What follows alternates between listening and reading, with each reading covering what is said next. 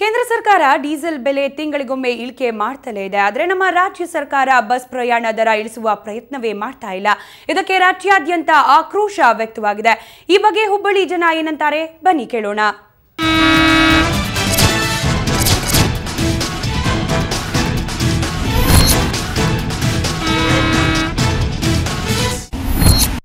ಪ್ರತಿ ಬಾರಿ ಕೂಡ ಕೇಂದ್ರದಲ್ಲಿ ಡೀಸೆಲ್ ದರ ಏರಿಕೆ ಆಗ್ತಿದ್ದಂತೆ ನಷ್ಟದ ಒಂದು ಕಾರಣವನ್ನ ಹೊಡ್ಡಿ ಸಾರಿಗೆ ಇಲಾಖೆ ಕೂಡ ರಾಜ್ಯದಲ್ಲಿ ಪ್ರಯಾಣ ದರವನ್ನ ಏರಿಕೆ ಮಾಡ್ತಾ ಇತ್ತು. ಆದರೆ ಈ ಬಾರಿ ತೈಲ ದರ ಕುಸಿತ ಆಗಿರೋದ್ರಿಂದ ಡೀಸೆಲ್ ಬೆಲೆ ಕೂಡ ಕಡಿಮೆ ಮಾಡಿದೆ.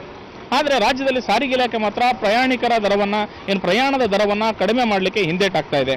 ಈ ಸರ್ಕಾರದ ಈ ರೀತಿ ಧೋರಣೆ ಕುರಿತಂತೆ ಇವತ್ತು ನಾವು ಹುಬ್ಬಳ್ಳಿ ಬಸ್ ನಿಲ್ದಾಣದಲ್ಲಿದ್ದೀವಿ. ಇಲ್ಲಿನ ಪ್ರಯಾಣಿಕರನ್ನ ಮಾತನಾಡಿಸೋಣ. ಕೇಂದ್ರ ಸರ್ಕಾರ ಯಾವಾಗ ಡೀಸೆಲ್ ಬೆಲೆ ಏರಿಕೆ ಮಾಡಿದ ತಕ್ಷಣ ರಾಜ್ಯದಲ್ಲಿ ಕೂಡ ಮಧ್ಯರಾತ್ರಿಯಿಂದಲೇ ಪ್ರಯಾಣ ದರವನ್ನು ಏರಿಕೆ ಮಾಡ್ತಾ ಇತ್ತು. ಈಗ ಡೀಸೆಲ್ ದರ ಕಡಿಮೆ ಆಗಿದೆ. ಯಾವ ಕಾರಣಕ್ಕಾಗಿ ರಾಜ್ಯ ಸರ್ಕಾರ ಈ ಒಂದು ಪ್ರಯಾಣಿಕರ ದರವನ್ನು ಪ್ರಯಾಣದ ದರವನ್ನು ಕಡಿಮೆ ಮಾಡ್ತಾ ಇಲ್ಲ ಅನ್ನೋದನ್ನ ಇಲ್ಲಿನ ಪ್ರಯಾಣಿಕರನ್ನ ಕೇಳ್ತಿರೋಣ. ಪದೇ ಪದೇ ಸಾರ್ವಜನಿಕರ ಮೇಲೆ ಬರೆ ಎಳೆಯುವಂತ ಕೆಲಸ ಕೇಂದ್ರ ಸರ್ಕಾರ ಮತ್ತು ರಾಜ್ಯ ಸರ್ಕಾರ ಮಾಡ್ಕೊಂಡ್ ಬಂದಿತ್ತು.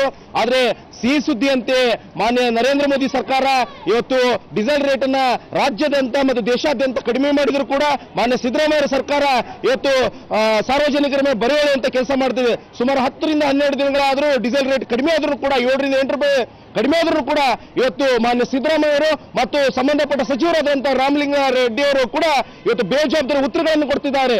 ಕೂಡಲೇ ದರವನ್ನ ನಿಗದಿ ಮಾಡತಕ್ಕಂಥ ದರವನ್ನ ಇಳಿಸಬೇಕು. ಇಲ್ಲ ಅಂದ್ರೆ ಸಾರ್ವಜನಿಕರಿಂದ ಮತ್ತು ಕರ್ನಾಟಕ ರಕ್ಷಣಾ ವೇದಿಕೆಯಿಂದ ಬೀದಿಗಳಿಂದ ಹೋರಾಟ ಮಾಡುತ್ತೆ. ಮಾನ್ಯ ಸಿದ್ದರಾಮಯ್ಯ ಅವರಿಗೆ ರಾಜ್ಯಾದ್ಯಂತ ಕಪ್ಪು ಬಾಟ ಪ್ರದರ್ಶನ ಮಾಡುವ ಮುಖಾಂತರ ಇವರಿಗೆ ದರ ಇಳಿಸುವ ಪ್ರಯತ್ನವನ್ನ ನಾವು ಸಾರ್ವಜನಿಕರು ಮತ್ತು ಕರ್ನಾಟಕ ರಕ್ಷಣಾ ವೇದಿಕೆ ಮಾಡುತ್ತೆ ಅಂತ ಈ ಮೂಲಕ ಸಚಿವರಿಗೆ ಮತ್ತು ರಾಜ್ಯ ಸರ್ಕಾರಕ್ಕೆ ಎಚ್ಚರಿಕೆ ನೀಡ್ತಾ ಇದ್ದೇನೆ. ಪೆಟ್ರೋಲ್ ಅಥವಾ ಡೀಸೆಲ್ ದರ ಏರಿದ ತಕ್ಷಣ ಮಧ್ಯರಾತ್ರಿಯಿಂದಲೇ ಪರಿಷ್ಕೃತ ದರ ಜಾರಿ ಅಂತ ಹೇಳ್ತಾರೆ. ಆದರೆ ಇದು ಇನ್ನೂ ತನಕ ಇವರು ಯಾವುದೇ ಒಂದು ನಿಲುವನ್ನು ತೆಗೆದುಕೊಂಡಿಲ್ಲ. ಯಾಕಂದ್ರೆ 4-5 ರೂಪಾಯಿ ಕಡಿಮೆ ಆದ್ರೂ ದರ ಮಾತ್ರ ಅಷ್ಟೇ ಇದೆ. ಯಾಕಂದ್ರೆ ಎಷ್ಟೋ ಜನ ಬಡವರು ಇರ್ತಾರೆ, ಮಕ್ಕಳು ಇರ್ತಾರೆ, ಸ್ಕೂಲ್ ಪಾಸ್ ಬಸ್ ಪಾಸ್ ಇರ್ತಾರೆ, ಅಂಗವಿಕಲರು ಇರ್ತಾರೆ, ಇವ್ರನ್ನೆಲ್ಲ ಒಂದು ಬರೆ ಆಗ್ತದೆ. ಯಾಕಂದ್ರೆ ಇದನ್ನು ಸಹ ಅವರು ಇಮಿಡಿಯೇಟ್ಲಿ ಒಂದು ಅಧೀನ ಕಾರ್ಯದರ್ಶಿ ಸರ್ಕಾರದಲ್ಲಿ ಅಂಡರ್ ಸೆಕ್ರೆಟರಿ ಅಂತ ಕರ್ಕೊಂಡು ಇಮಿಡಿಯೇಟ್ಲಿ ಅದನ್ನು ನಾವು ಜಾರಿ ಮಾಡಬೇಕು. ಆ ರೀತಿ ಮಾಡ್ತಾ ಇಲ್ಲ. ಅದು ಸರ್ಕಾರಕ್ಕೆ ಲಾಭ ಆಗ್ತಾ ಇದೆ ಹೊರತು ಜನರಿಗೆ ಏನು ಲಾಭ ಆಗ್ತಾ ಇಲ್ಲ. ಯಾಕಂದ್ರೆ ಯಾವ ರೀತಿ ಇವರು ನಷ್ಟ ತಮಗೆ ಆದಾಗ ಅದನ್ನ ಇಮಿಡಿಯೇಟ್ಲಿ ಜನರ ಮೇಲೆ ಹೇರ್ತಾರೆ. ಅದೇ ರೀತಿ ಇವರು ಅದೇ ತರ ಮಾಡಬೇಕು. ಅಕಸ್ಮಾತ್ ಡೀಸೆಲ್ ರೇಟ್ ಇಳಿದ ತಕ್ಷಣ ಜನರಿಗೂ ಅದೇ ಹೇಳಬೇಕು. ಆಯ್ತು, ಒಂದು 5 ರೂಪಾಯಿ ಇಳಿದಿದೆಯಲ್ಲ, 5 ರೂಪಾಯಿ ನಾನು ಒಂದು 15% 10% ಬಸ್ ಪಾಸ್ ಅಲ್ಲಿ ಇದರಲ್ಲಿ ದರದಲ್ಲಿ ಕಡಿಮೆ ಮಾಡ್ತೇನೆ ಅಂತ ಇವರು ಸರ್ಕಾರ ಒಂದು ಉಸ್ತುವಾರಿ ಇವರಿದಾರಲ್ಲ, ಯಾರು ರಾಮಲಿಂಗಾರೆಡ್ಡಿ ಅವ್ರು ನೀವು ತಗೊಳ್ಬೇಕು. ತಕ್ಷಣ ಕಡಿಮೆ ಮಾಡಬೇಕ್ರಿ. ಈಗ ಯಾಕಂದ್ರೆ ಈಗ ಎಲ್ಲ ಪ್ರಯಾಣಿಕರಿಗೆ ಸಾರ್ವಜನಿಕ ಬಹಳ ಹೊರೆಯಾಗಿದ್ದಾರೆ. ಯಾವಾಗ ರೇಟ್ ಈಗ ಸೆಂಟ್ರಲ್ ಗೌರ್ಮೆಂಟ್ ಅಂತ ಕಡಿಮೆ ಮಾಡಿದ್ದಾರೆ, ಡೀಸೆಲ್ ರೇಟ್ 2 ಸಲ ಕಡಿಮೆ ಆಗಿದೆ. ಅದರಿಂದ ಈಗ ಇದರ KSRTC ದರ ದುಪ್ಪಟ್ಟಿದೆ ರೀ ರೇಟ್. ಆಮೇಲೆ ಟಿಕೆಟ್ ಮಂತ್ಲಿ ಪಾಸ್ಗಳು ಅದನ್ನ ಜಾಸ್ತಿ ಇದೆ.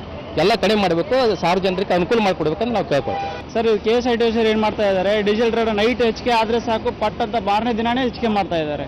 ಬಟ್ ಅದೇ ರೇಟ್ ಕಡಿಮೆ ಆದರೂ ಕೂಡ ಇವಾಗ 2 ವಾರ ಆದ್ರೂ ಕೂಡ 1 ರೂಪಾಯಿ ಕೂಡ ಕಡಿಮೆ ಮಾಡ್ತಾ ಇಲ್ಲ. ಇವು KSRTC ಅವರು ಏನು ಮಾಡ್ತಾ ಇದ್ದಾರೆ, ಸರ್ಕಾರ ಏನು ಮಾಡ್ತಾ ಇದೆ, ಸರ್ಕಾರದವ್ರು ಏನು ಕಣ್ಮುಚ್ಕೊಂಡು ಕೂತ್ಕೊಂಡಿದ್ದಾರೆ, ಏನು ಮಾಡ್ತಾ ಇದ್ದಾರೆ. ಸ್ಟೂಡೆಂಟ್ಗಳಿಗೆ ಪ್ರಾಬ್ಲಮ್ ಆಗ್ತಾ ಇದೆ, ವರ್ಕರ್ಸ್ ಪ್ರಾಬ್ಲಮ್ ಆಗ್ತಾ ಇದೆ. ಆಮೇಲೆ ಡೈಲಿ ಓಡಾಡೋರು ಕೂಡ ಪ್ರಾಬ್ಲಮ್. ಅದೇ ನಮಗೆ ತುಂಬ ಪ್ರಾಬ್ಲಮ್ ಆಗ್ತದೆ ಸರ್. ಹಳ್ಳಿಯಿಂದ ಬರ್ತಿದ್ದೀವಿ ಸರ್ ನಾವು.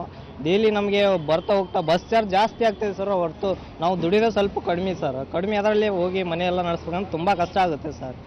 ಇದು ಹುಬ್ಬಳ್ಳಿಯಲ್ಲಿ ಬಸ್ ನಿಲ್ದಾಣದಲ್ಲಿರುವಂತಹ ಪ್ರಯಾಣಿಕರ ಮಾತು. ಸರ್ಕಾರ ಯಾವಾಗ ಡೀಸೆಲ್ ದರ ಏರಿಕೆ ಆಗುತ್ತೆ ಆ ಒಂದು ಸಂದರ್ಭದಲ್ಲಿ ಪ್ರಯಾಣ ದರವನ್ನು ಕೂಡ ಹೆಚ್ಚಳ ಮಾಡಿ ಅದನ್ನು ಸರಿದೂಗಿಸುವಂತ ನಷ್ಟವನ್ನು ಸರಿದೂಗಿಸುವಂತ ಕೆಲಸವನ್ನು ಮಾಡಿಕೊಳ್ಳುತ್ತೆ. ಆದರೆ ಈಗ ಈ ಬಾರಿ ಡೀಸೆಲ್ ಬೆಲೆ ಕಡಿಮೆ ಆಗಿರೋದ್ರಿಂದ ಪ್ರಯಾಣ ದರವನ್ನು ಕೂಡ ಕಡಿಮೆ ಮಾಡಬೇಕನ್ನೋದು ಹುಬ್ಬಳ್ಳಿಯ ಜನರ ವಾದ. ಹುಬ್ಬಳ್ಳಿಯಿಂದ ಕ್ಯಾಮರಾಮನ್ ವಿನಾಯಕ್ ಜೊತೆ ಗುರುರಾಜ್ ಹೂಗಾರ್, ಸುವರ್ಣ ನ್ಯೂಸ್.